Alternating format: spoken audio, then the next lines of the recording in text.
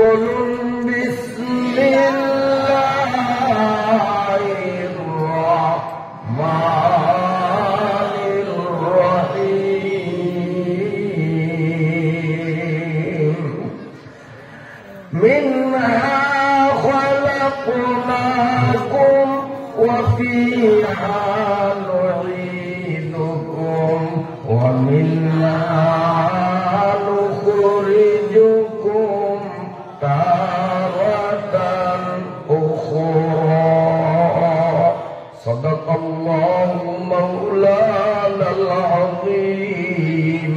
প্রথমে তেলাওয়াতকৃত আয়াতের সহজ সরল বাংলা অনুবাদ। এই মাটি দিয়ে আমি তোমাদেরকে সৃষ্টি করেছি। হুবহু শাব্দিক অর্থ, এই মাটি দিয়ে আমি তোমাদেরকে সৃষ্টি করেছি। কে বলেন কথাগুলো? ওয়াফিহা নুঈদুকুম, সেই মাটির ভিতরে আবার আমি তোমাকে ফিরাইয়া নেব। ওমিনহা নুখরিজুকুম তারাতান উখরা, ওই মাটিতে তুমি চিরকাল থাকতে পারবা না, ওই মাটিতে বিলীন হইবা না, আবার ওই মাটির থেকে আমি তোমাদেরকে উঠে। আবার বলি, আমি এই মাটির দ্বারা তোমাদেরকে তৈরি করিলাম, আবার এই মাটির মধ্যে তোমাদের ফিরাইয়া নেব, সেখান থেকে পুনরায় তোমাদেরকে আবার আমি উঠাইব। অর্থ বুঝে আসছেন? এইবার ব্যাখ্যা। আল্লাহ ব্যাখ্যার আগে আমি আপনাদের এক প্রশ্ন করব, আপনারা বুঝে শুনে উত্তর দিবেন, তাহলে আয়াতের তাফসীর বা ব্যাখ্যার বোঝা আপনাদের অনেকটা সহজ হবে। আজকে আমি ইয়াসিন নবীপুরি, লালমোহন, বদরপুর, কাজিরাবাদে আসছি না আমারে আনছে? কথা বুঝে শুনে উত্তর বলবেন। আমি নিজে নিজে আসছি না আমারে আনছে? কে আনছে? কমিটি আনছে। এই কমিটি যদি আমারে দাওয়াত না দিতেন, তা আমি গাড়ির তেল পুড়িয়া ভোলার থেকে এত দূরত্বের পথ অতিক্রম করিয়া কি আসতাম? আশেপাশে তো আরো কত বাজার, কত মসজিদ, কত মাদ্রাসা, কই কোথায় তো আসলাম না, এইখানে আসছি। আমি নিজে আসি নাই, আমারে আনছে। কে আনছে? এই মাহফিল কমিটি আনছে, ঠিক না? বাচ্চারা পিছিয়ে কারারে, আরে এই অবস্থা খুব খেয়ালে শুনবেন। এখন কমিটি আমাকে আনছে, ওনাদের কোন উদ্দেশ্য আছে না, এমনি মন চাইছে আনছে। কি উদ্দেশ্য? যে হুজুর আমাদেরকে কোরআনের আয়াত পড়িয়া, রসুলের হাদিস পড়িয়া, আল্লাহর কোরআন আর রসুলের হাদিস থেকে আমাদের আত্মার খোরাক হয়, এই জাতীয় কিছু কথা বলবেন, এই উদ্দেশ্যই তো আছে।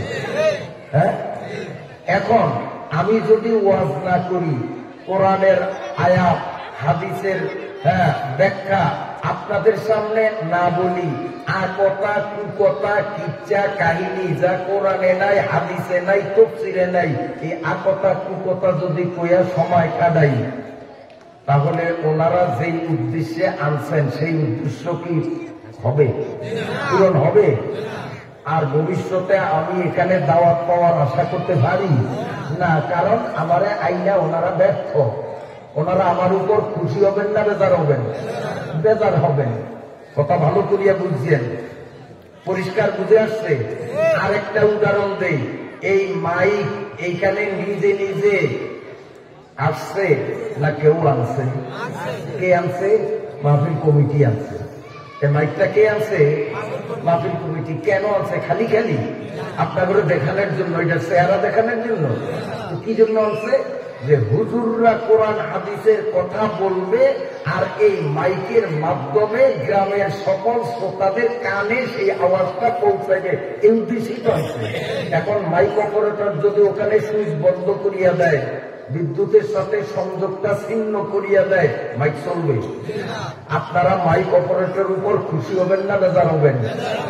আমার তো মনে হয় কি একটাও মাটিতে পড়বে না, সব ওর ফিডেই পড়বো, আন্ডিও রাখবেন না কেউ।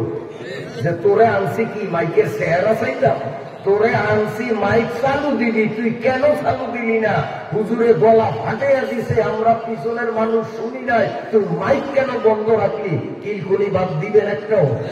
সব কিছু বলবো না কেন?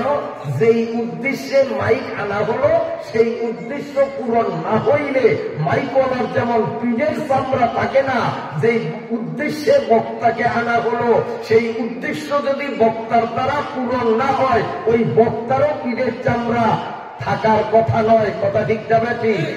এবার আসল মূল কথায়, এই পৃথিবীতে আমরা আসছি না আমাদেরকে কেউ আনছে? কে আনছে? এই মাহফিল কমিটি আনছে? কে আনছে? আর জোরে কন্যা আমার বাপ মায় আনে নাই। কারণ বিয়ার বয়স 50 বছর পার হয়ে গেছে, এখনো পোলাপাইনের মুখ দেখে নাই। আবার পাশের বাড়িতে দেখা যায় বিয়ে হইল মাত্র 3 মাস, এখনই দেখা যায় তার বউ গর্ভ সংসার হয়ে গেছে। বাস্তব এরকম হয় না? তো যদি স্বামী আর স্ত্রী মানুষ বানাইতো তো ওই বেড়ার 50 বছর দাম্পত্য জীবন শেষ। কেন মানুষ আসলো না তাদের ভিতর দিয়া? আর এইখানে বিয়ার বয়স 3 মাসও পুরো হইল না, দেখা যায় যে আসার লক্ষণ। তাহলে কে দেয়? মানুষ কে বানায়? আল্লাহ এমনি এমনি বানাইছে না কোনো উদ্দেশ্য আছে? আল্লাহ কি এই কমিটির থেকেও মনে হয় বুদ্ধি শুদ্ধি কম? এই মাহফিল কমিটির যা বুদ্ধি, আল্লাহর বুদ্ধি মনে হয় আছে কম না? কম না বেশি? অল্প বেশি না অনেক বেশি? অনেক বেশি। তা আল্লাহ কেন পাঠাইছেন? আল্লাহ পাঠাইছেন এই জন্য যে আমার বান্দা দুনিয়াতে যাইয়া সীমিত কয়েকটা দিন হায়াত যা তার হবে, আমি আল্লাহর মন জোগাইয়া আমার ইবাদত বন্দেগী করবে, আর আমি আল্লাহ তার জান্নাতটা দিয়ে দেব। এই হলো আল্লাহর উদ্দেশ্য। আল্লাহ আমাদেরকে দুনিয়াতে পাঠাইলেন সীমিত একটা সময়, অর্থাৎ হায়াত যেই কয়দিন পাই ততদিন আল্লাহর মন জোগাইয়া আল্লাহর আদেশ নিষেধ মানিয়া চলিব, বিনিময়ে চিরকালের জন্য আল্লাহ আমাদেরকে পরম সুখ নিকেতন জান্নাতের মালিক বানিয়ে দিবেন। এই মানুষ পৃথিবীতে পাঠানোর আল্লাহর উদ্দেশ্য একটাই। এখন এই অপারেটর, এখন দুনিয়াতে আল্লাহ পাঠাইছেন, সবাই একমত কিনা? আল্লাহ পাঠাইছেন, কি উদ্দেশ্যে পাঠাইছেন বুঝাইতে পারছে কিনা? এখন যদি বলি দুনিয়াটা মস্ত বড়, খাও দাও ফুর্তি করো, এখানে আল্লাহ রসুলের ডাক্তারা লাগবে না, কোরআন হাদিস ইসলামের নিয়ম নীতির দরকার নাই, যেমনে মন চায় ওইভাবে চলবো, তো আমার দ্বারা আল্লাহর উদ্দেশ্য পূরণ হইল? কথা বলেন তো। আমাকে আল্লাহ যে উদ্দেশ্যে দুনিয়াতে পাঠাইছেন, এই উদ্দেশ্য যদি আমার দ্বারা পূরণ না হয় তো কিলকনি একটাও মাটিতে পড়বে না। এই কিলকনি দেওয়ার জন্যই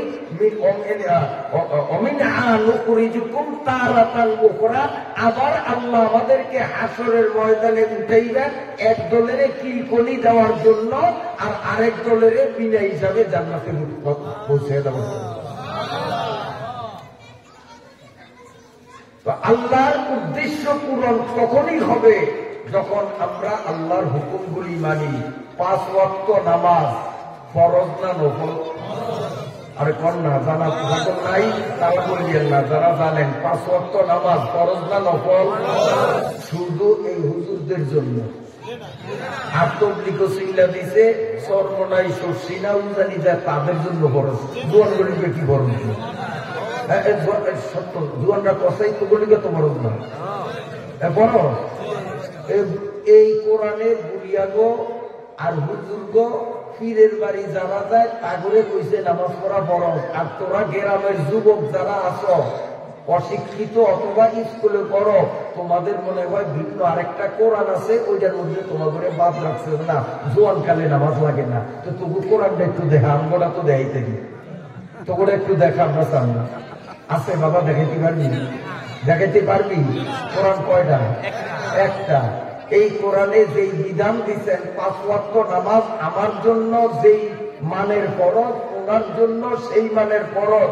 একটা রিক্সাওয়ালার জন্য একই মানের ফরজ, একটা মূর্খ মানুষের জন্য একই মানের ফরজ, একজন পীর সাহেবের জন্য একই মানের ফরজ। ফরজে কোনো ব্যবধান নাই। তাহলে এখন মসজিদে ইমাম সাহেব অথবা এলাকার কোন মাওলানা সাহেব 1 ওয়াক্ত নামাজ যদি না পড়েন, আল্লাহ না করুক, সমালোচনার ঝড় উঠবে কিনা? হুজুর মানুষ নামাজ পড়ে নয়, চার দোকান গরম করিয়া ফালাইবেন।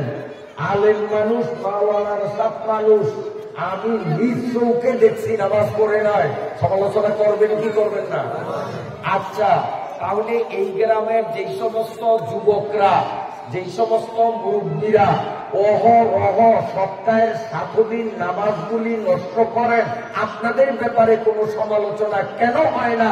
হুজুরের ফরজ আর আপনার ফরজে তো আল্লাহর কোরআনের আয়াতের বিচারে কোনো ব্যবধান নাই। 1 ওয়াক্ত নামাজ পড়লে, হুজুর পড়লে যেই পুরস্কার, মূর্খে পড়লে একই পুরস্কার। নামাজ হুজুরে না পড়লে যেই শাস্তি, একজন মূর্খে না পড়লেও একই শাস্তি। একজন মুরব্বী না পড়লে একই শাস্তি, একজন যুবক না পড়লে একই শাস্তি। আর যদি পড়ে সে আলেম হোক, পাবলিক হোক, যুবক হোক, মুরব্বী হোক, একই পুরস্কার। কি কোরআনের কথাই জানা? কথা বলেন, কোরআনের কথাই জানা? তো যুবক বাবারা, তোমরা কেন নামাজ পড়বা না? আল্লাহ তো তোমাদেরকেও পাঠাইছেন, তোমরা নিজেরা আসো নাই, তোমার মা বাবা তোমাদেরকে আনে নাই। পাঠাইছে কে? আল্লাহ আমাদেরকে বানাইছে। কেমনে বানাইছে? আল্লাহ আমাদের ইতিহাস স্মরণ করাইয়া দেয়। কারণ যেই জাতি নিজেদের পিছনের ইতিহাস ভুলিয়া যায়, ওই জাতির পতন 100% নিশ্চিত। এই জন্য স্কুল, কলেজ, মাদ্রাসায় ইতিহাস একটা গুরুত্বপূর্ণ সাবজেক্ট। ইতিহাস জানা না থাকলে জাতির উন্নতি হয় না, বরং পতন হয়। আমার আল্লাহ সূরা তাহার 55 নং আয়াতের মধ্যে আমাকে, আপনাকে, দুনিয়ার সমস্ত মানুষগুলোকে আমাদের পিছনের ইতিহাস শুনাইয়া বলেন, মিনহা খলাকনাকুম। ও মানুষ, তুমি দুনিয়াতে নিজে নিজে আসনি, আমি আল্লাহ তোমারে দুনিয়াতে পাঠাইছি। কেমনে পাঠাইছি? মিনহা খালাকনাকুম। যেই মাটির উপর দিয়া তুমি চলো, এই মাটি দিয়েই আমি আল্লাহ তোমার শরীরটা বানাইছি। তাফসীরে কুরতুবীর মধ্যে আতা খোরাসানী রাহমাতুল্লাহি আলাইহির উদ্ধৃতিতে হযরতে আবু হুরায়রা রাদিয়াল্লাহু তাআলা আনহুর রেফারেন্সে হাদিস উদ্ধৃত হয়েছে। আমার মা, আমার বাবা, আপনার মা, আপনার বাবার বৈধ মিলন যখন হয়েছিল, এই বৈধ মিলনে মা বাবার 2 ফোঁটা নাপাক পানি আমার মায়ের পেটের ভিতরে বিশেষ ভাণ্ডের মধ্যে, পাত্রের মধ্যে 2 ফোঁটা নাপাক পানি যখন মিলিত হলো, মিন বাইনিস সুলবি ওয়াত তারাইব,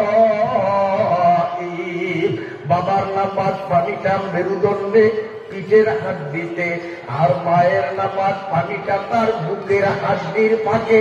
এই 2 জায়গার থেকে বিশেষ প্রক্রিয়ায় 2 ফোঁটা পানি তড়িৎ গতিতে গিয়ে মায়ের পেটের একটা বিশেষ পাত্রের মধ্যে যখন মিলিত হলো, তখন 2 জন ফেরেশতা আমার মায়ের, আপনার মায়ের পেটের ভিতরে ঢুকিয়া আল্লাহ রাব্বুল আলামিনের কাছে দরখাস্ত দিল, মাবুদ, মায়ের পেটে সন্তানের দেহ নির্মাণের দায়িত্ব আপনি আমাদেরকে দিয়েছেন।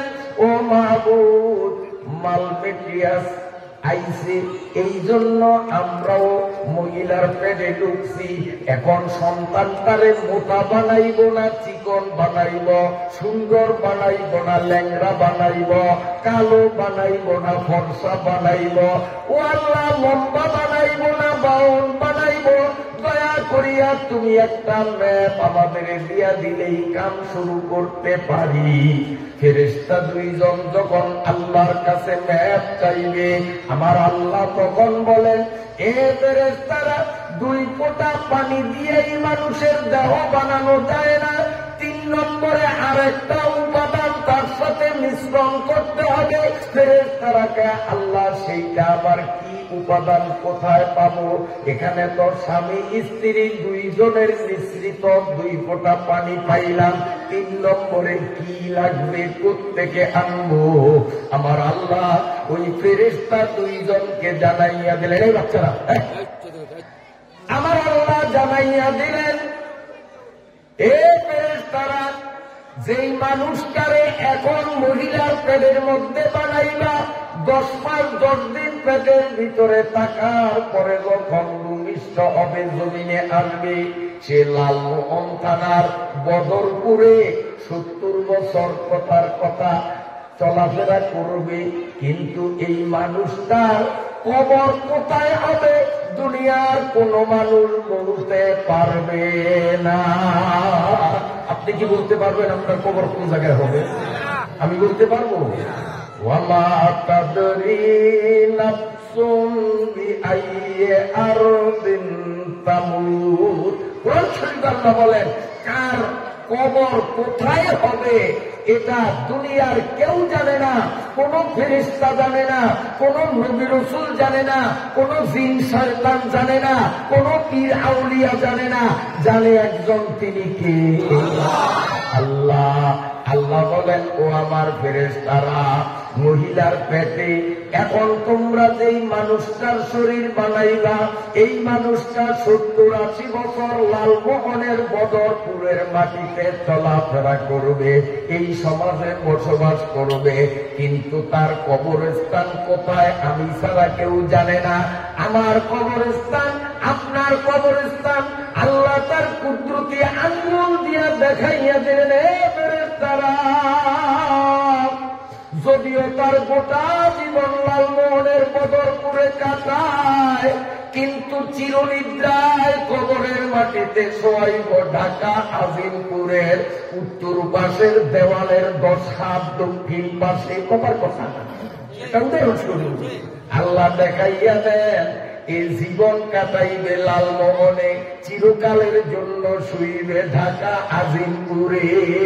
আল্লাহ তার কুদরতি আঙ্গুল দিয়া আমার আপনার কবরস্থান ফেরেশতাদেরকে দেখাইয়া দিলেন।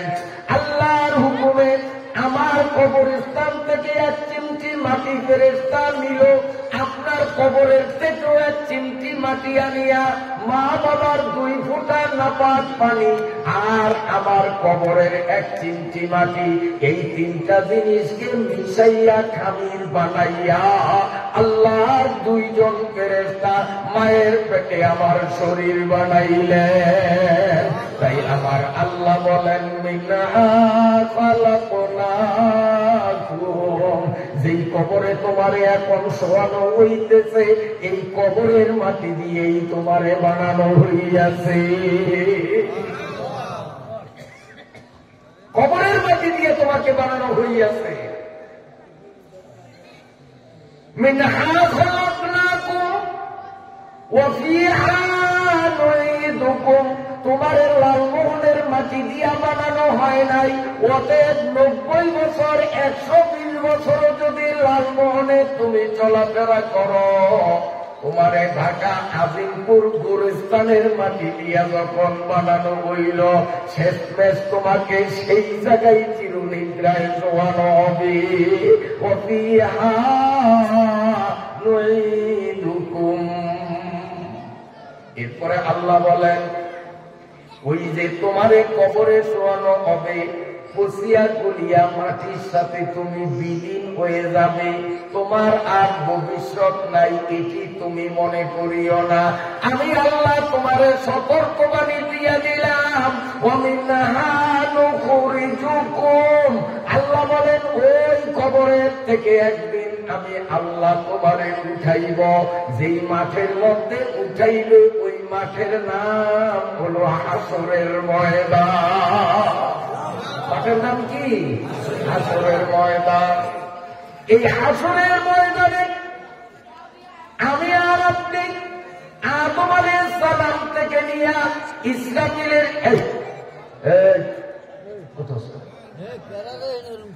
আপনার রিসিভ করে নাই, আমি থামাবো হয়তো ভালো লাগে। তোমার দাদার কথা তুলবো আমার সামনে, হয়তো ভালো লাগে।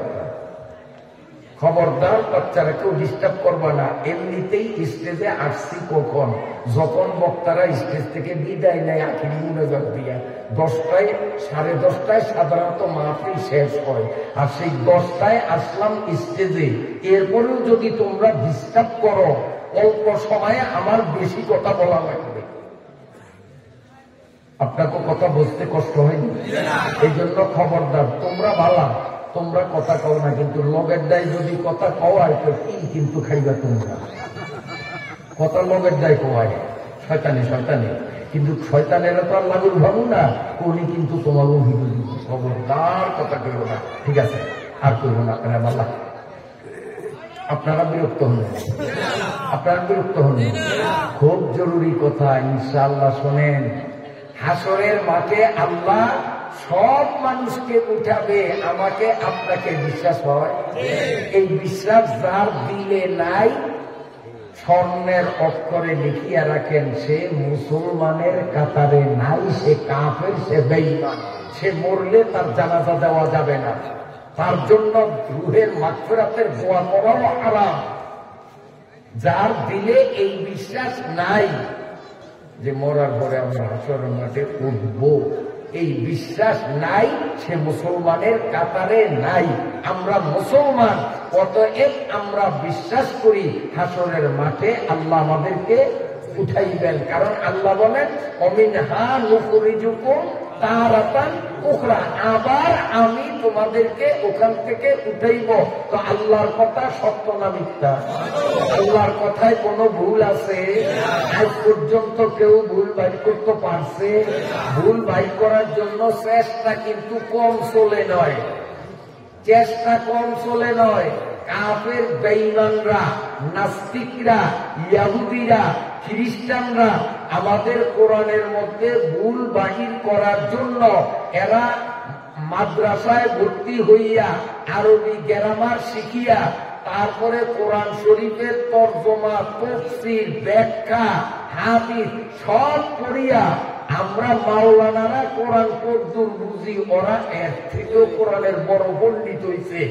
কিন্তু আমরা কোরআন পড়ি যে আল্লাহ আমাদেরকে কি বলছে এগুলি জানিয়া জানিয়া মানবো এই নিয়তে। আর ওরা কোরআন নিয়ে গবেষণা করছে, কোরআন নিয়ে লেখাপড়া করছে কোন নিয়তে? যে 2 সাইড জানি বই বই করা যায়। আপনারা কি করেন? ডজন খানেক তো মনে হয় পাইছে, নাহলে হাফ ডজন পাইছে না? 2-1টা তো পাইছে, পাইছে একটা না পাইয়া এখন এই নাস্তিকরা শেষ পর্যন্ত ব্যর্থ হইয়া এই 20 শতাব্দীর বিজ্ঞানের চরম উন্নতির যুগে এখন সব নাস্তিক, বেঈমান, ইহুদি, খ্রিস্টানরা কোরআনের কাছে আত্মসমর্পণ করিয়া বলে we can never say that any theory is final but the holy Quran for Muslim is a book no doubt it is. শুধু এই পর্যন্তই না, আবার কোন কোন বেঈমান এই কথাও বলে Rapidly rhetoric and the rhythm of the Arabic of the Quran are so characteristic, so powerful, so highly emotive, that emotive. ভুলে গেলাম। তারপরে আবার কেউ বলে there is probably in the world no other book which has remained with so pure text. এইভাবে তারা বলতে আছে যে আমরা দীর্ঘদিন পর্যন্ত সর্বচেষ্টা ব্যয় করিয়া বিসমিল্লাহ থেকে মিনাল জিন্নাতি ওয়ান্নাস পর্যন্ত গবেষণা করিয়া ভুল তো মোটে পাই নাই, বরং আমাদের বিজ্ঞানের ভুল এই কোরআনের মাধ্যমে আমরা পাইছি। ওরাটা আমাদের বিজ্ঞানের তত্ত্বে ভুল, এইটা কোরআন পড়িয়া পাইছি, কিন্তু কোরআনের মধ্যে কোনো ভুল পাই নাই। এটা বিজাতিরা কয় আমাদের জন্য সত্য দলিল। কারণ শত্রু যদি আমার পক্ষে কয় এটা বড় দলিল না? কোরআনে ভুল আছে? তো আমার আল্লাহ বলেন অমিনহা নুখরিজুকুম তারাতান উখরা, আমি আবার তোমাদেরকে উঠাবো। এই কথাটা আল্লাহর সত্য হবে না মিথ্যা হবে? এখন কেমনে উঠবো শোনেন। আল্লাহর নবী বলেন হুফাতান উরাতান বুরলাতান, নারী পুরুষ শিশু বৃদ্ধ যুবক প্রতিটা মানুষ যেই বয়সে মারা গেছে হুবহু ওই বয়সী হইয়াই হাসরের মাঠে উঠবে। তবে একজনের পরনে কোনো কাপড় থাকবে না, একজনের পরনে কোনো জুতাও থাকবে না, এবং মায়ের পেট থেকে শিশু যেমন মুসলমানি ছাড়া আসে, বর্তমানে আমরা যদিও বর্তমানে মুসলমানি অবস্থায়, কিন্তু হাসরের মাঠে উঠবো মায়ের পেট থেকে যেমন মুসলমানি বা খতনাবিহীন আসছি ওই রকম খতনাবিহীন অবস্থায় উঠবো। একজন মানুষের পরনে কাপড় থাকবে না, সব উলঙ্গ থাকবে, সব উলঙ্গ থাকবে। এই লক্ষ কোটি অসংখ্য বিলিয়ন ট্রিলিয়ন সংখ্যক মানুষগুলো সব হাসরের ময়দানে লেঙ্গা, কারো পরনে কাপড় নাই। আল্লাহ রাব্বুল আলামিন দয়া করিয়া মায়া করিয়া একজন মানুষকে সম্মানিত করার জন্য হাওয়ার তালে তালে এক জোড়া কাপড় পাঠাইয়া দিবেন।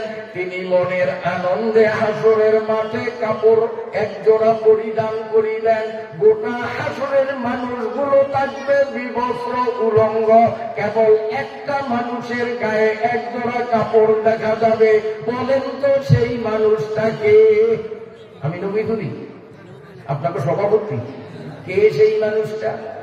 হয় না না, অনেকে চিন্তা করছে কইয়া কবি না যেতে পারছে না, কই ভালো। আর যারা কইছেন ঠিক উত্তর দিতে পারেনি নাই, বুঝলিছে তো সঠিক উত্তরটা জানতে চান?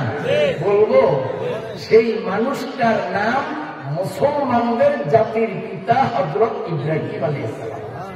কেন?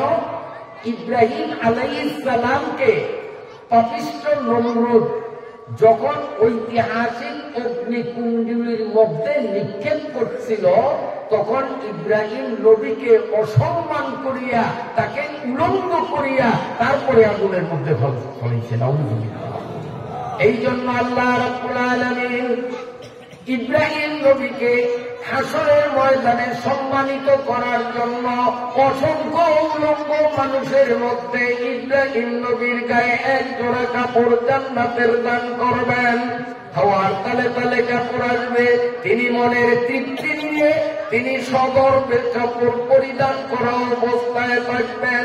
আপনাদের অনেকে উত্তর দিচ্ছেন তিনি মুহাম্মাদুর রাসূলুল্লাহ সাল্লাল্লাহু আলাইহি ওয়াসাল্লাম। উত্তর সঠিক হলো না, তবে আমার নবী উলঙ্গ উঠবে না। ইব্রাহিম নবীও সেদিন উলঙ্গ উঠবেন, পরে আল্লাহ তারে কাপড় পরাইয়া সম্মানিত করবেন। আমার নবী আপনার নবী কিন্তু উলঙ্গ উঠবেন না। আমার নবীর ইন্তেকালের পরে তিনখানা কাফনের কাপড় জড়াইয়া মদিনার মাটিতে আবার নবীকে শোয়াইয়া রাখা হলো।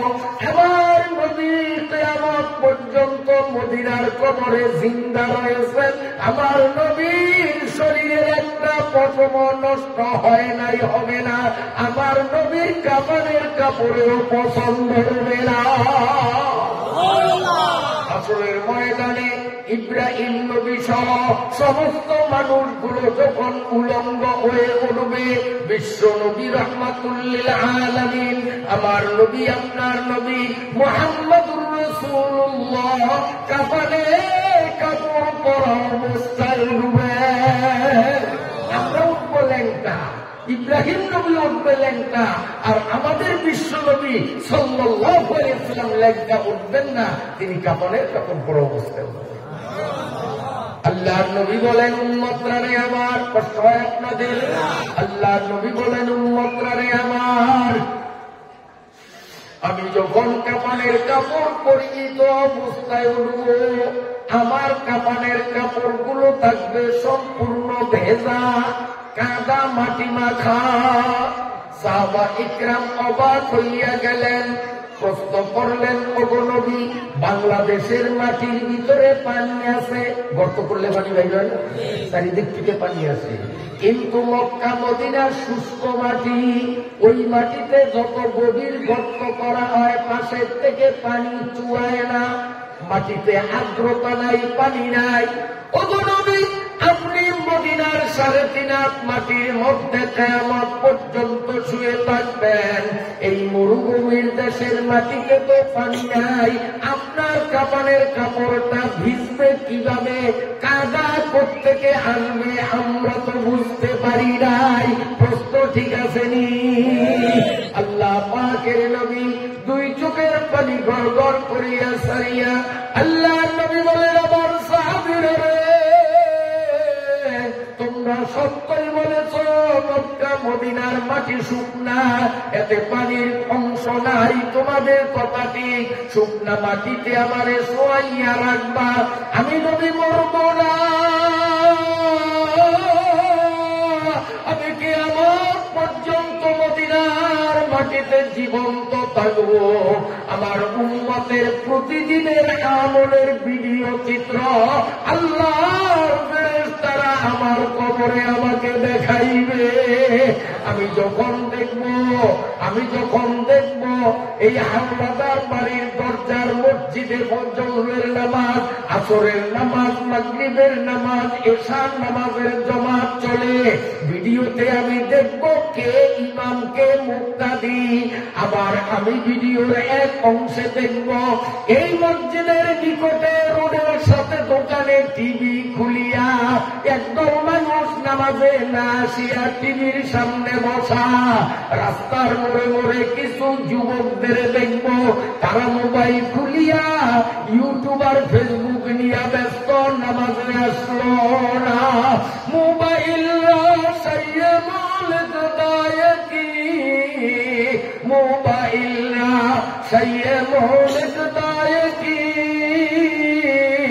তর্কে আলা সিম্বায়া আমি।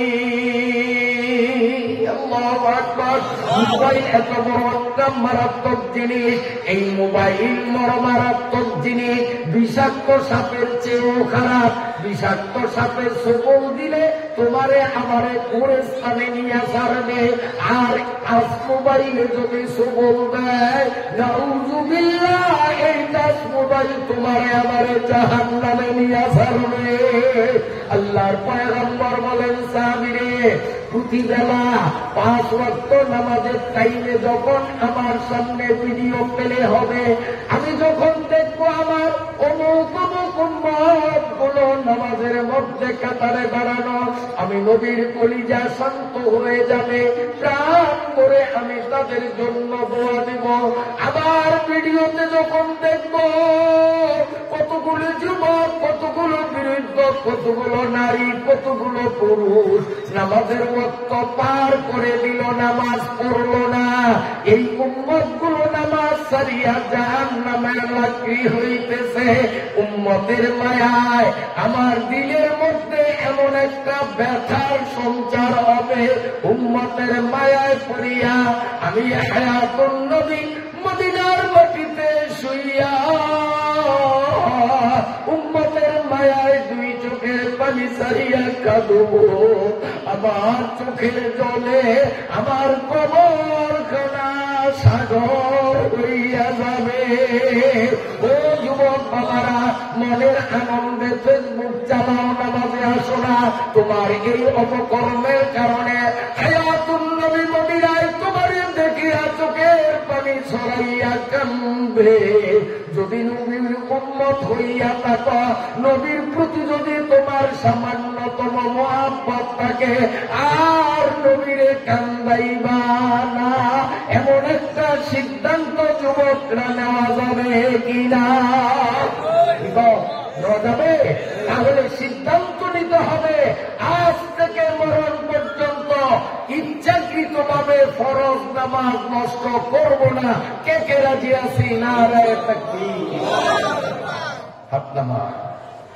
আল্লাহ, কষ্ট হয় আসলে আপনার এই হাসরের মাঠের একটু বর্ণনা দিই। হাসরের মাঠে সব মানুষগুলো যে উঠবে ল্যাংটার দিক দিয়ে ঠিক আছে, জুতা নাই তাও ঠিক আছে, সবাই এক অবস্থা। তারপরে খতনাবিহীন তাও ঠিক আছে, কিন্তু আরেক হিসাবে ব্যবধান। হাদিস শরীফে আল্লাহ নবী বলেছেন, হাসরের মাঠে একদল মানুষ উঠবে, তাদের মুখমণ্ডল চেহারাটা থাকবে বান্দরের মতো। সবাই বলি না উযুবিল্লাহ। নিচের অংশ মানুষ, কল্লাটা হবে বানর, বানর বান্দর। বুঝেন না কেন? এরা কারা? যারা দুনিয়াতে বান্দরামি করে, এরা বান্দরামি বুঝেন, ফিতনা ফিতনা। আচ্ছা, পর্দা করা মহিলাদের ফরজ না নফল? আরো জোরে কম। কিন্তু বর্তমানে কিছু মৌলবীরা ইউটিউবে এমন বক্তব্য দেয় যে আমরা শুনি যে মহিলারা বোরকা পরিয়াও যদি মুখ খোলা রাখে তাতে কোনো অসুবিধা নাই, এরকম বক্তব্য দেয় না? এটা দেয় না? অথচ একটা যুবতী মহিলার সারা শরীরের মধ্যে সবচেয়ে আকর্ষণীয় হলো তার চেহারা, তার ঠোঁট, তার গাল। এটা হলো সারা শরীরের মধ্যে সবচেয়ে বেশি আকর্ষণীয়। সেই জিনিসটাকে খোলা রাখার এক নতুন কৌশলের ফিতনা যারা ছড়ায়, এগুলো কিয়ামতের ময়দানে বান্দরের আকারে উঠবে, কারণ এরা ফিতনা ছড়ায়। আবার নবীজি সাল্লাল্লাহু আলাইহি ওয়াসাল্লামের আমল থেকে নিয়ে বর্তমান কাল পর্যন্ত ধারাবাহিকভাবে শবে বরাত পালিত হয়ে আসছে, সহিহ হাদিস দ্বারা প্রমাণিত। কিন্তু বর্তমানে ইউটিউবে চার্জ দিলে দেখা যায় এই লম্বা জামা পরা, গাল পরা দাড়ি, মাথায় টুপি পাগড়ি পরা একদল ফিতনাবাজরা ফতুয়া দেয় শবে বরাত বলতে ইসলামে কিছু নাই। আপনারা জানেন কিনা, শবে বরাতের বিরুদ্ধে ফতুয়া ছড়াইয়া এগুলায় বান্দরামি করলো, ফিতনা করলো। কিয়ামতের ময়দানে ওরাও বান্দরের আকৃতিতে উঠবে। আমার ভাইরা বাবাজিরা ভালো করে শোনেন, দাদার নিয়ে আপনারা ভালো করে শোনেন। আমরা ছোট্টবেলা থেকে, জন্মলগ্ন থেকে শুনছি তাবলীগ জামাত কোরআন হাদিসের ভিত্তিতে 6টা উসুলের ভিত্তিতে চলে। কলেমা, নামাজ, তারপরে কি কন্যাকা, এটা আপনি কি জানলে আপনার সব আমার দিয়ে বলবেন। আবার কলেমা, নামাজ, ইলম ও জিকির, সহিহ নিয়ত, ইকরামুল মুসলিমিন, তারপর হলো দাওয়াত।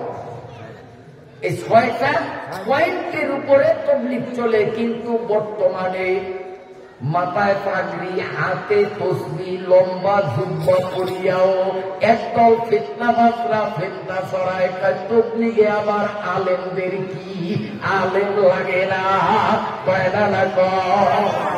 অথচ ওদের 6 উসুলের মধ্যে এক উসুল হলো ইলম ও জিকির। এলেম যার মধ্যে আছে সে আলেম। যেই ব্যক্তি তাবলীগের মূল বুনিয়াদি 6 উসুলের এক উসুল ইলম ও জিকির বাদ দিল, আলেম লাগে না বলিয়া বিভ্রান্তি ছড়ায়, এগুলো বান্দরের আকৃতিতে উঠবে। তার কারণ এই এটাতেই গ্রুপ নতুন বান্দরামি শুরু করছে। তুমি একটা বান্দরামি শুরু করছে, 6 উসুলের এক উসুল বাদ, আলেম লাগবে না, আলেম লাগবে না। তো ও তো 6 উসুলই মানে না, তো আবার কিসের তাবলীগ করে? ও কোন তাবলীগ না, ওরা ফিতনাবাজ। আল্লাহ। আমার বাইরে বাবাজিরা ভালো করে শুনেন। আবার একদলে বর্তমানে বলতেছে তাসবিহের নামাজ 3 রাকাত লাগে না, 1 রাকাত পড়লেই চলে। আপনারা শুনবেন কিনা? এই বান্দরের দল হাসরের মাঠে বান্দরে উঠবে, কারণ এরাও সমাজের মধ্যে, মুসলিম উম্মার মধ্যে একটা ফিতনা ছড়াইতেছে, বিভ্রান্তি ছড়াইতেছে। ওরা বলে তাসবিহের 1 রাকাত পড়লে হবে। আবার রমজান মাসে তারাবি 8 রাকাত পড়লেই হবে। অপেক্ষায় থাকেন কয়দিন পরে বলবে না পড়লেও চলবে। এটা ইমান সহ, আমল সহ ফিতনাবাজ। আল্লাহর রাসূল বলেছেন হাসরের ময়দানে এই দুনিয়ার ফিতনাবাজ গুলো বান্দরের সুরতে উঠবে। সবাই বলেন নাউযুবিল্লাহ। এই জন্য আমরা নিজেরা ফিতনা ছড়াইব না, যারা ফিতনা ছড়ায় তাদেরকেও আমরা সহযোগিতা করব না। আল্লাহ কবুল করেন। আল্লাহর নবী বলেন 2 নম্বর, হাসরের মাঠে একদল মানুষ উঠবে, যেই মানুষের গলার থেকে নিচের অংশ মানুষ আর গলার থেকে মাথার অংশটা থাকবে শুয়োর। সবাই বলি নাউযুবিল্লাহ। শুয়োরের আকৃতিতে হাসরের ময়দানে কারা উঠবে? যারা এই দুনিয়াতে সুদ হারাম এই কথা জানার পরেও সুদি লেনদেন করে, এই সুদখোর গুলো কিয়ামতের ময়দানে শুয়োরের আকৃতিতে উঠবে। নাউযুবিল্লাহ, নাউযুবিল্লাহ। আসলে আপনাকে কষ্ট হয়। একটা হাদিস শোনাম, বাংলায় শোনাই হাদিসের অর্থ, বুখারীতে আছে হাদিস। রাসূলুল্লাহ সাল্লাল্লাহু আলাইহি ওয়াসাল্লাম সাহাবীদেরকে বলতেছেন, ও সাহাবীরা, আমি দেখলাম 2 জন ফেরেশতা, একজন আমার এই হাত ধরলেন আর একজনে এই হাত ধরে আমারে অনেক দূরে নিয়ে গেছে। নেওয়ার পরে দেখলাম একটা বিশাল বিরাট দিঘি ছিলেন নি আপনারা? বড় আকারের পুকুর, পুকুর তো বোঝেন, খুব বড় আকার। রসুল বলেন সব পোষা করিয়া চাওয়া লাগে, এবারে টেকে অপার এত বড়, চারিদিকে স্কয়ার একবারে সমান। এই পুকুরের কাছে আমারে নিল, আমি অবাক হয়ে গেলাম, দেখলাম পুকুরে পানি নাই, বরং রক্ত, রক্তের পুকুর। এবং এই পুকুরের পানি বরফের থেকেও ঠান্ডা। পানি হইল রক্ত আর ঠান্ডা হলো বরফের থেকেও বেশি। আল্লাহ নবী বলেন, আমি দেখলাম এই বিশাল পুকুরের মধ্যে একটা মানুষ সাঁতার কাটতেছে, সাঁতার কাটতেছে। ওই রক্ত খাইয়া পেট ফুলিয়া গেছে, কষ্ট সহ্য হয় না। এই পানির রক্তের পুকুর থেকে উঠার জন্য লোকটা ডান দিকে আগে দেখি, ডান পাশ দিয়া কোনো মতে উঠিয়া আত্মরক্ষা করা যায় কিনা। আমার নবী বলেন, আমি লক্ষ্য করলাম এই পুকুরের দক্ষিণ পাশে একজন, উত্তর পাশে একজন, পশ্চিম পাশে একজন, পূর্ব পাশে একজন, সাইড পাশে 4 জন মানুষ দাঁড়ানো, প্রত্যেকের হাতে বিশাল বড় পাথর নিয়ে এইভাবে দাঁড়ানো। আমি দেখলাম লোকটা যখন ডান কিনারার দিকে গেল, সাঁতরাইতে সাঁতরাইতে ওখান দিয়ে উঠার চেষ্টা করবে, আর সাঁতরাইতে পারে না। যখন এই কুলের কিনারে যায়, দক্ষিণ পাশের মানুষটা তার হাতের বড় পাথরটা যখন ওই সাঁতার যে কাটে তার মাথায় মারে, মাথাটা ছিন্ন বিচ্ছিন্ন হইয়া যায়। আবার মুহূর্তের মধ্যে মাথাটা তার ঠিক হইয়া যায়। এইবার লোকটা ওই পাথরের আঘাতে পুকুরের মাঝখানে চলিয়া আসে। আবার ক্লান্ত হইয়া বাঁচার তাগিদে যখন উত্তর প্রান্ত দিয়ে ওঠার চেষ্টা করে, যখন কিনারার কাছাকাছি যায়, ওই দিকের মানুষটা সদরে পাথর মারলে তার মাথার মগজগুলো সব বাহির হইয়া যায়। আবার মাথাটা জোড়া লাগে, পাথরের ধাক্কায় সে পুকুরের মাঝখানে চলিয়া যায়। আবার সাঁতার কাটতে কাটতে পুক পারে গেল, একই অবস্থা। আবার সাঁতার কাটতে কাটতে পশ্চিম পারে আসলে একই অবস্থা, কেউ তারে উঠতে দেয় না। আল্লাহ নবী বলেন, আমি জিব্রাইলকে জিজ্ঞাসা করলাম, এই যে 2 কাঁধে 2 ফেরেশতা ধরছেন, একজনের নাম জিব্রাইল আর একজনের নাম মিকাইল। আমি জিজ্ঞাসা করলাম, ভাই জিব্রাইল, এই মানুষটার এত কঠিন সাজা কেন? রক্তের পুকুরের মধ্যে ডুবাইয়া, বরফের চেয়েও ঠান্ডা রক্তের মধ্যে কতকাল পর্যন্ত সাঁতরায় জানি না, কোন হিসাব কিতাব নাই। এমন ঠান্ডা পরিবেশের মধ্যে 5 মিনিট থাকাও মানুষের শক্তি কুলায় না। বছরের পরে বছর, যুগের পরে যুগ এই পুকুরের মধ্যে যে আযাব ভুগতেছে তার কারণটা কি? এই লোকটার পরিচয় কি, অপরাধ কি? জিবরাইল আমারে জানাইয়া দিলেন, ওগো নবী, এই লোকটা অন্য কেউ না, লোকটা আপনার সেই উম্মত যেই উম্মত সুদ হারাম এই কথা জানার পরেও সুদ ছাড়ে নাই। এই সুদখোররে কিয়ামত পর্যন্ত, এই সুদখোরের যেদিন মরণ হবে, ওই মরণের দিন থেকে নিয়ে হাসরের মাঠে যেদিন উঠবে, মিনহা নুখরিজুকুম তারাতান উখরা, হাসরের ময়দানে উঠানের আগ পর্যন্ত এই দীর্ঘমেয়াদ সময়ের মধ্যে রক্তের পুকুরের মধ্যে বরফের চেয়েও শীতল পুকুরের মধ্যে তাকে সাজা দেওয়া হবে। হাদিস শরীফের মধ্যে আছে, সুদখোর যখন হাসরের মাঠে উঠবে, আল্লাহ রাব্বুল আলামিন দাউদ নবীর মাধ্যমে গোটা দুনিয়াবাসীকে জানাইয়া দিলেন। দাউদ নবী বলেন, ও দুনিয়ার মানুষ, আমার আল্লাহ আমারে জানাইয়া দিছে, দুনিয়ায় যারা সুদ ভিত্তিক লেনদেন করবে, এই সুদখোরগুলো হাসরের ময়দানে শুয়োরের আকৃতিতে যখন উঠবে, জাহান্নামের একদল ফেরেশতা জ্বলন্ত আগুনের শলা নিয়ে আসবে, শলাগুলোতে দাউ দাউ দাউ দাউ করিয়া কঠিন আগুন জ্বলবে। এই কঠিন জ্বলন্ত আগুনের শলা দিয়া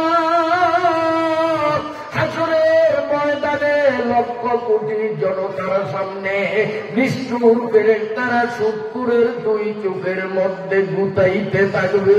সবাই বলি নাউযুবিল্লাহ, সবাই বলি নাউযুবিল্লাহ। আল্লাহ পাকের পয়গম্বর সাল্লাল্লাহু আলাইহি ওয়াসাল্লাম ইরশাদ করেন, কষ্ট হয় আপনাদের হাসরের ময়দানে, ওমিনহা নুখরিজুকুম তারাতান উখরা, আল্লাহ পুনর্বার হাসরের ময়দানে মানুষগুলো যখন উঠাইবেন, এই মানুষগুলোর মধ্যে একদল মানুষ উঠবে বুবা। এই মানুষগুলো মুখে কোনো কথা বলতে পারবে না। সাহাবা ইকরাম জিজ্ঞেস করলেন, এই মানুষগুলো কারা?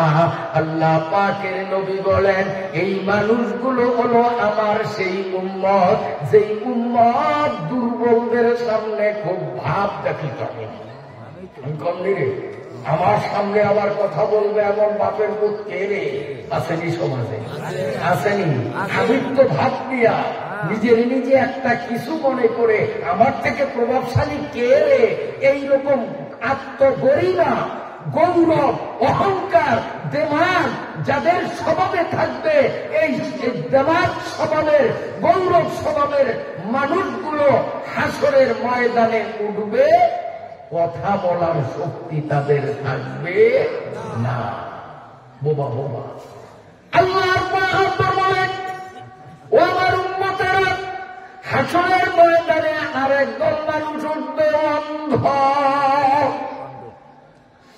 দুনিয়ায় কিন্তু এরা অন্ধ ছিল না, হাসরের ময়দানে এই মানুষগুলো অন্ধ হইয়া উঠবে। আল্লাহ কোরআন শরীফে সূরা তাহা, যেই সূরার আয়াত পড়লাম, এই সূরাতে আল্লাহ বলেন, وَمَنْ أَعْرَضَ عَنْ ذِكْرِي فَإِنَّ لَهُ مَعِيشَةً ضَنكًا وَنَحْشُرُهُ يَوْمَ الْقِيَامَةِ أَعْمَى قَالَ رَبِّ لِمَ حَشَرْتَنِي أَعْمَى وَقَدْ كُنْتُ بَصِيرًا। এক শ্রেণীর মানুষ হাসরের ময়দানে যখন অন্ধ হইয়া উঠবে, ওই মানুষগুলো চিৎকার করতে থাকবে, রব্বি লিমা হাশারতানি আ'মা, আল্লাহ আমি অন্ধ কেন, আমার চোখ কেন নাই? ওয়াকাদ কুনতু বাসীরা, আমি তো দুনিয়ায় অন্ধ ছিলাম না, দুনিয়ায় তো আমার চোখের পাওয়ার ঠিক ছিল, আমি আজকে অন্ধ কেন? আল্লাহ রাব্বুল আলামিন জবাবে বলবেন, কাযালিকা আতাতুকা আয়াতুনা ফানাসিতাহা ফাকাযালিকাল ইয়াউমা তুনসা। যেই মানুষগুলো দুনিয়াতে আল্লাহরে স্মরণ করে না, পাপ কাজ করার সময় তার মনে এই খেয়াল আসে না যে আমি যে এই পাপ করি কেউ না দেখলেও তো আমার আল্লাহ দেখে, আল্লাহকে যে স্মরণ করে না, এই মানুষগুলো কিয়ামতের ময়দানে অন্ধ হয়ে উঠবে। যদি আল্লাহর স্মরণ মুসলমানের দিলের মধ্যে থাকে, মুসলমানের দিলের মধ্যে থাকে, রাত 3টার সময়ও তার সামনে কয়েক হাজার কোটি টাকার বান্ডিল পরের জিনিস পড়িয়া থাকলে সে লোভ করবে না, সে চিন্তা করবে গভীর রাতে কেউ না দেখলেও একজন তো দেখে, ঠিক কিনা? আর আল্লাহর ভয় যদি দিলে না থাকে তাহলে এই রাত 3টা লাগে না, দিনের 12টায় কুটুস কুটুস কইরা গুলি কইরা মানুষ হত্যার মতো জঘন্য অপরাধ করাটাও তার কাছে মামুলি ব্যাপার, ঠিক না? এই জন্য যেই মানুষগুলো হাসরের মাঝে অন্ধ হয়ে উঠবে, যেই মানুষগুলো দুনিয়াতে আল্লাহরে ভয় করে নাই, আল্লাহরে ভয় করত না। যুবক বাবারা, তুমি যে ফেসবুক চালাও, মসজিদে আসলো না, তোমার দাদা আসলো তুমি আসলা না, তোমার বাবা আসলো তুমি আসলা না, তোমার দিলে আল্লাহর ভয় থাকলে কেন তোমার আশা হলো না? নিশ্চয়ই তুমি আল্লাহরে ভয় করো নাই, অপেক্ষায় থাকো আমার কোরআন কিন্তু সত্য, হাসরের মাঠে তুমি অন্ধ হয়ে উঠবে।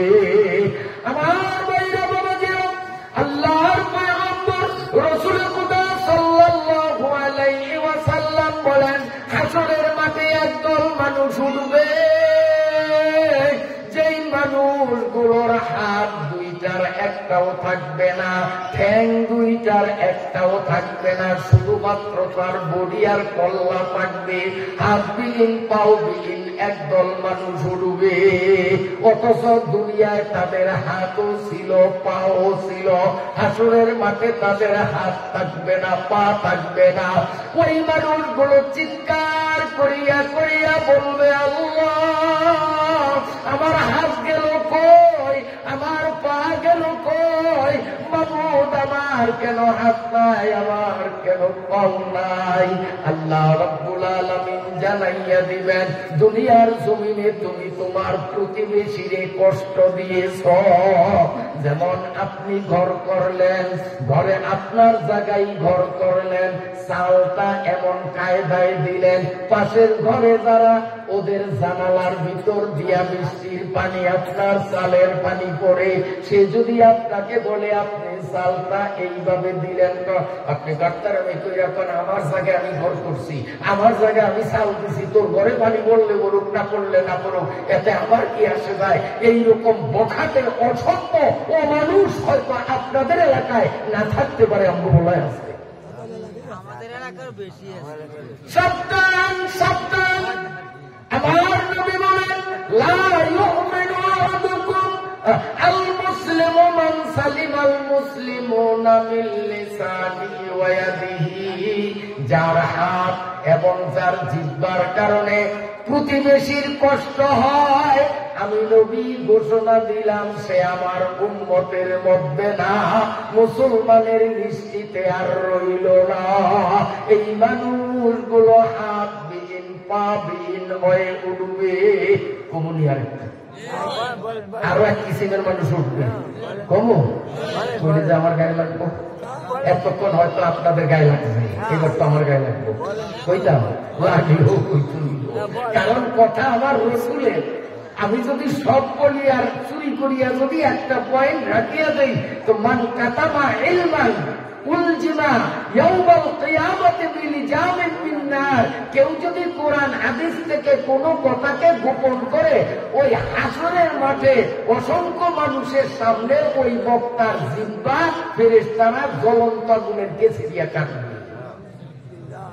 এই জন্য আমি বলতেই হবে, এই মানুষগুলো কিভাবে উঠবে?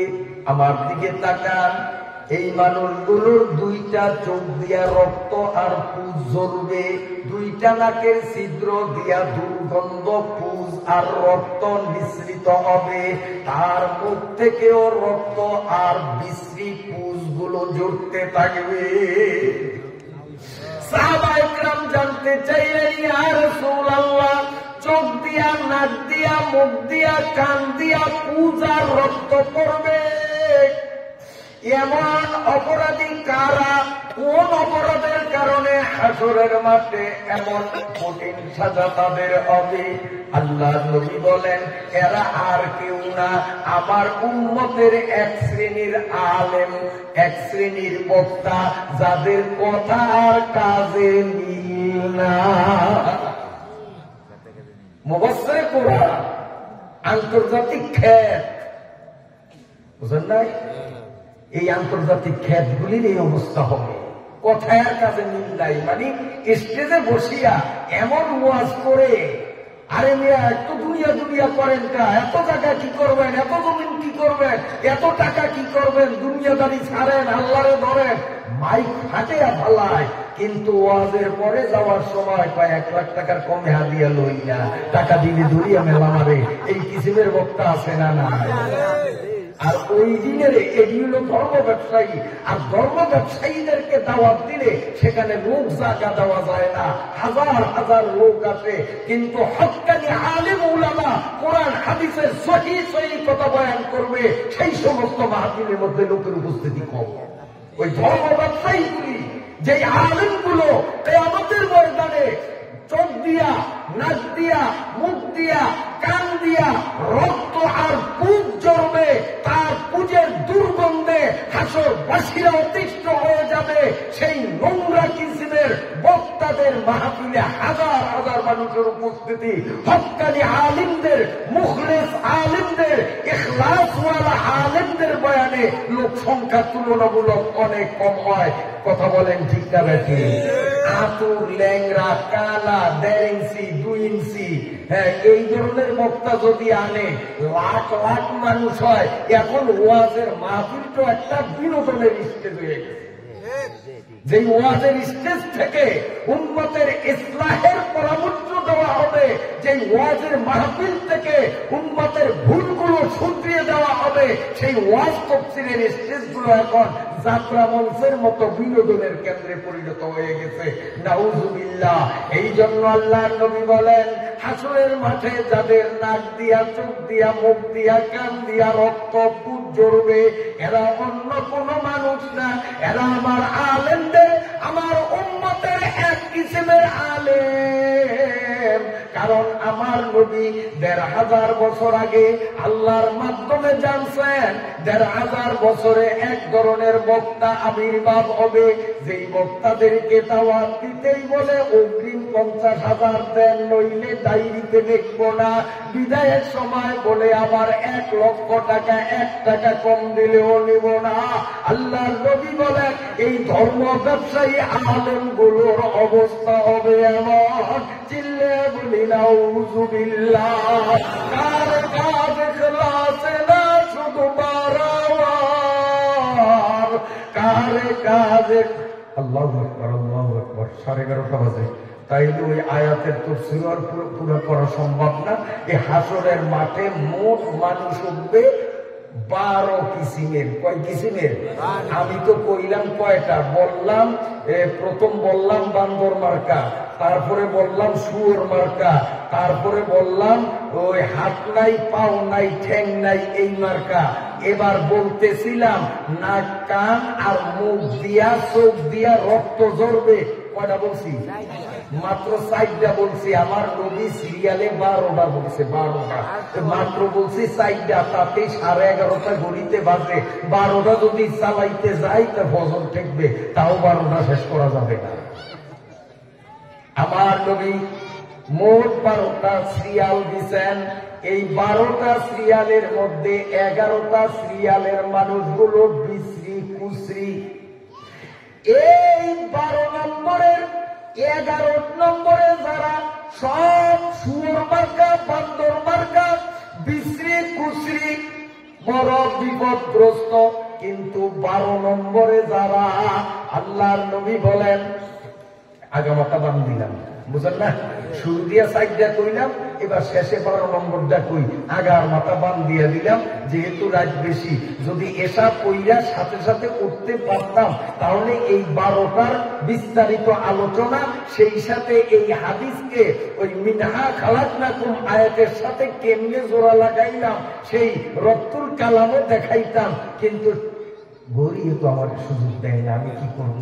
কারণ ফজরের নামাজ সামনে আছে, আবার কালকে দিনে আপনাদের খেতে খাবারের দোকানে পাটে স্কুলে যার যার কর্মস্থলে আপনাদের দায়িত্ব পালন করতে হবে, সেই কথাও আমাদের মাথায় আছে। এরপরে মাহফিলের মুনাজাতের পরে ইন্তেজামিয়া কমিটির আবার কিছু তবরক বিতরণের কর্মসূচি আছে, সেখানেও বেশ খানিকটা সময় লাগবে। এই সার্বিক বিবেচনা করে আগামাতা বান দিলাম। শুরুর থেকে 4টা বললাম, এবার 12 নম্বরেরটা যদি আপনারা শুনতে চান বলি, নইলে থাক বলবো। 12 নম্বর, 11টা হইল খারাপ খারাপ, 12 নম্বর কারা? আল্লাহ নবী বলেন 12 নম্বরের মানুষগুলো হাসরের মাঠে উঠবে, প্রত্যেকের চেহারা হবে পূর্ণিমার চাঁদের মতো উজ্জ্বল।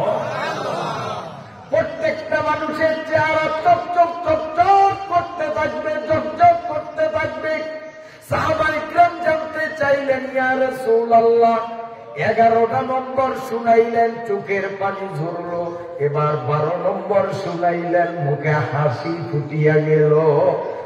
নবী গো, এই 12 নম্বর কারা?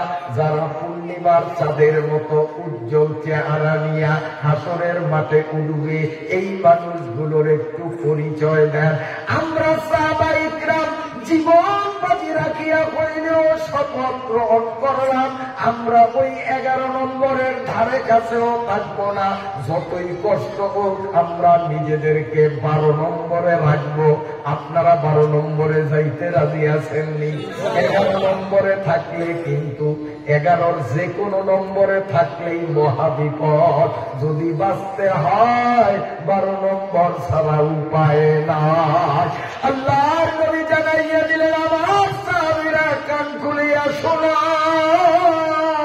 আমার যেই পুরুষ উম্মত, নারী উম্মত, আমার যেই হুজুর উম্মত, মূর্খ উম্মত, আমার যেই বুড়া উম্মত, জোয়ান উম্মত, আমার যেই শিক্ষিত উম্মত, মূর্খ উম্মত, আমার যেই ব্যবসায়ী উম্মত, খরিদ্দার উম্মত, এক কথায় আমার যেই উম্মত ডেইলি 5 ওয়াক্ত নামাজ মসজিদে গিয়া জামাতের সাথে গুরুত্ব সহকারে আদায় করবে, কিয়ামতের ময়দানে পূর্ণিমার চাঁদের মতো তাদের চেহারা ফকফক করবে। সুবহানাল্লাহ, সুবহানাল্লাহ, সুবহানাল্লাহ। যখন এই চেহারা ফকফক করবে, ওই 11 দলকে আল্লাহ বলবেন, তোদের আজ আমার হাত থেকে কেউ রক্ষা করতে পারবে না। তোরা 11 দল একজোটে জাহান্নামের নাম। আর এই একদল আল্লাহ বলবেন, তোদের কোনো ঝামেলা নাই, হিসাব কিতাব নাই, ডাইরেক্ট তোরা আমার জান্নাতে চলিয়ে যা। তো জান্নাতে যাইতে গেলে মাঝখানে হাক্কা ভরণ লাগবে না? হাক্কা নাই? হ্যাঁ, অসেরাত হাক্কুন। পুলসেরাত আছে। পুলসেরাত মানে আমাদের গ্রামীয় ভাষায় হাক্কাই, যেন এটা কইছি। শুদ্ধ ভাষা হলো সাঁকো। সাঁকো কইলে কে বুঝে কে না বুঝে জানি না। আপনারা কি সাঁকো কোন না হাক্কা করেন? খালের উপর দিয়া যে বাঁশ দিয়া দেয় সেমনি হাক্কা। হাক্কা করলাম, এই পুলসেরাত মানে হলো হাক্কা। একবারে গ্রামীয় ভাষায় বললাম। হাসরের মাঠের থেকে জান্নাতে যাইতে গেলে একটু হাক্কা বাড়ানো লাগবে। কারণ হাক্কা কিন্তু বেঁচে পারে তুহারে, বিশেষ করে আমার কিন্তু জান নিয়ে যায়। বাঁশ দিয়া না, মোড়া এরকম নারকেল গাছ দিয়েও যদি হাক্কা দেয়, আমার কিন্তু কইটা দূর দূর করে বুঝি ভরিয়া গেলাম, এসে ভরিয়া গেলাম। হাক্কা ভরাইতে আমার যে কি কষ্ট হয়, এটা আমার দামি বুঝি। এর অনেক লোক আছে না আমার মতো এই ক্লাসে, তাইলে আসলে ওই দিকে আমার কষ্ট হয়। আল্লাহ রে, হাক্কা ভরে আমি হাক্কা বাড়িতে নি না, কইটা দূর দূর করে ভরিয়া গেলাম, বুঝি ভরিয়া অথচ নারকেল গাছের মোড়া নারকেল গাছের হাক্কা, এরপরে কই যায় মানে না। তো পুলসেরা কেমনে পারবেন? আল্লাহর নবী জানিয়ে দিলেন, নাই হাক্কা বাড়ানোর চিন্তা নাই, বিদ্যুৎ গতিতে, অর্থাৎ সুইচ টিপ দিলে বিদ্যুৎ বাতিতে যেমন তাড়াতাড়ি আসে, হাসরের ময়দান থেকে আল্লাহ যখন বলবে তোরা জান্নাতে যা, ওই হাক্কা হুক্কা ফারানের চিন্তা নাই, বিদ্যুতের মতো তোরা জান্নাতের গেটে পৌঁছে যাবে, হাক্কায় ভাড়া দেওয়া লাগবে না। আবার এই যে পৌঁছেরা বিদ্যুৎ গতিতে আল্লাহ পার করবেন, এরপরেও কিছু মানুষের ভয় যে এত তাড়াতাড়ি যান, যদি পিছলে পইয়া যায়, ওই ঢাকা বাড়িব বিদ্যুৎ গতিতে। বিদ্যুৎ গতিতে গেলে তো আরো তাড়াতাড়ি অ্যাক্সিডেন্টের ভয়, মানুষের মনে একটা ভয় লাগতে পারে। আস্তে আস্তে ঠাউরে ঠাউরে গেলে এক কথা আছে, বিদ্যুৎ গতিতে নিব না, এই বলছেরা পারিতাম পারব না, মনে ডর ভাঙ্গা যাইব। তো আল্লাহর নবী কয় না, চিন্তা করিও না, চিন্তা করিও না, আল্লাহ সেইখানে একটা নৌকার ব্যবস্থা করিয়া দিবে, তোমার ওই বিদ্যুৎ গতিতে পৌঁছাতের হাতটা ভরণ লাগবে না, নৌকায় উঠবা, নৌকায় পাতালিয়া বাড়ি দিয়া তোমার জান্নাতের গেটে নিয়ে যাবে।